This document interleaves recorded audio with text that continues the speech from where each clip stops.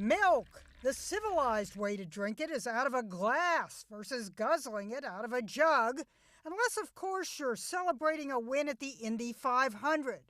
But it was no victory when a Canadian real estate agent got caught on surveillance video opening the fridge and chugging out of the milk jug for about 6 seconds while alone in Liska Fullerton's home, waiting to show it to potential buyers. Why? Why would somebody do that? Mike Rose almost closed the fridge, then opened it again for another lingering look. The Fullertons were angry, having each lost a parent to COVID. The idea of it it just grosses me out. Because of the way he got milk. Mike Rose got whacked with almost $17,000 in penalties and costs. The British Columbia Financial Services Authority calls it conduct unbecoming. The homeowner confronted Rose last summer when the episode happened. I asked him, I said, is there anything you want to tell me about the last time you were in my home? And he said, oh, the milk incident?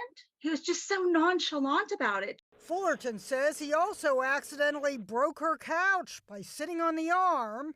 CNN wasn't able to reach Rose, but he has apologized for his very unfortunate and very uncharacteristic decision, telling local outlet CFJC, "I have never done this kind of thing before, nor will I ever behave in this way again."